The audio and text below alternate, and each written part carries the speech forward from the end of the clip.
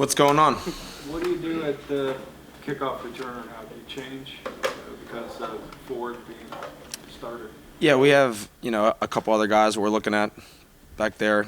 Pierre finished out the game, so going to rep him and a couple other guys back there. DPJ, I'm feeling those punts. Is that just something he has to work on, or Yeah, I spoke on it last time I was in here about how I felt his judgment was really good. It was a little bit uncharacteristic of him in the game, I would say. On the last one, the second to last one, he lost it in the lights. It kind of came down a little funky at the end, and he did a good job of avoiding it and avoiding a muff. So obviously it was super close. That's why I think he retreated fast to get back to the ball. But yeah, I think that he'll just continue to work and rep and get as many catches as he can. So I'm confident in him that he'll make it right. Is that just kind of an uncharacteristic night for you guys all around? Because obviously there was that play, and Mike had the penalty and just some things like that. Yeah, I think that, Mike's penalty is unfortunate. If you go back and watch the replay, and I saw the replay standing on the sideline, they show him up close, and he's engaged in the block with the blocker as simultaneously as Calvin Austin's signaling for the fair catch. He doesn't see the fair catch, and you could see when Mike contacted him, he was a little unsure. That happens at times, and honestly, Mike played well in the game. Things are going to happen in games like that, so it's something that, it was unfortunate for us. We got a 15-yard penalty out of it. But, the thing for that is I would just say just encourage him to keep playing hard and aggressive, and we can live with some of those, mishaps at times. So he didn't see the fair catch? Nah, he was engaged with the blocker, didn't see the fair catch, no.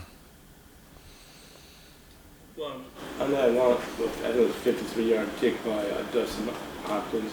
He's historically not done great beyond the 50, but you must have total confidence that he could have.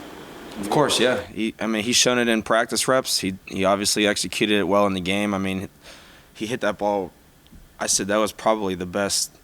Made a joke yesterday. That was the best field goal I've ever coached. Like I actually kicked it, right? No, but under my watch, that's probably the best kick I've seen as a coach. So. Did you? Game winner or anything? I'm saying as far as the kick itself overall, he hit it from 55 yards. It looked like it could have been good from 65. Hit the back of the net, right down the middle, good rotation, elevation. Everything was executed well on the kick, so credit to him and our snapper and holder. In the short time that he's been here, have you, had any words of wisdom for him about those long kind of kicks, or did you identify something or see anything? No, I think he really hits every ball the same, so I think that's an important thing. Not trying to gear up on a long ball. He's got clearly enough leg strength to do so.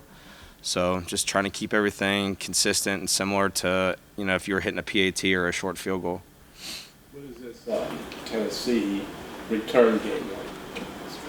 Tennessee overall, their core group, they're a physical group. They've played a rookie back there, Jackson, from Georgia, receiver, number 5. He's got a good skill set. He's a smooth runner, good in and out of the cut. He's got good speed. He's quick. So I'm familiar with this team. Played against them for the last handful of years in Indianapolis, so they're familiar with my schemes and things like that too. I think when you saw the Patriots block that field goal with the guy running down the line. Great execution to time that up. Denver actually attempted something similar to that versus us back in 19. And a lot of times I think teams do that as almost like a distraction, but, credit to Schooler for timing it up. The film study, obviously, you're studying the operation. It's whenever you go on double cadence, right, that you could throw some of that off. So I think that'll be the thing that'll end up happening with, field goal operations. You saw we were able to draw Pittsburgh offsides, in that game, which ended up being a positive for us. We ended up going for 2, so. How do you prevent that? What's that edge guy got to do there? He's got a couple of assignments, right? He's got to keep an eye on him and as well the guy off of his shoulder. Yeah, I think emphasis is on playing your technique, not getting, I would say, distracted into, trying to lunge out into your technique. Because as soon as that wing lunges out, now what becomes available is the next gap inside. So just play your technique, and you really, emphasis on timing up your punch to the perimeter. Timing up your punch and locating your punch. Easier said than done, but, so. The distraction part of it, the kicker missed the next one, and they kind of tried to do the same thing even though they got it blocked. Is that something that, I don't know, can you practice that? Or is that with your kicker, kind of get him used to that if he sees that? Yeah, you can. I mean, you're always going to try to have some type of distraction, whether it's movement or, something that you don't see often. I think that's something that, I'm sure us and other teams will start to implement into their practice routine. You said that it was going to be an emotional game for yourself, being from Pittsburgh and all, and knowing the rivalry. And that game was so tight that how do you keep, one special teams play could change the game. I mean, what was that like for you in the second half and fourth quarter? Yeah, I mean, the crowd was into it. It was loud. The communication was difficult at times because it was loud there. Unfortunately, we didn't make as many plays as I had hoped.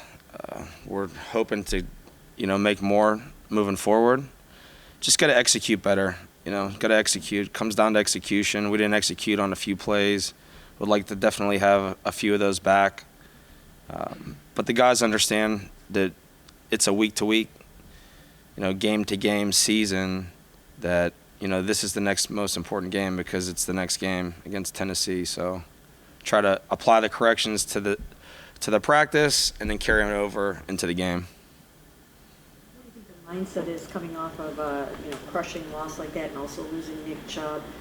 What as coaches and what do you guys have to do this week to kind of get these guys back feeling great about heading into this game? Yeah, I think Kevin had a great message for both the staff and the players yesterday as far as our mentality right now, right? You lose, a really, really good football player, like an important football player to our team. But it's like, what would Nick want us to do right now, right? Nick would want everyone to say, get to work, go back to work and figure out a way to beat Tennessee.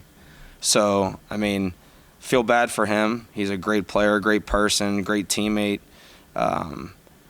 Obviously, hopefully he has a fast recovery. We're excited that, we were able to sign, Kareem back.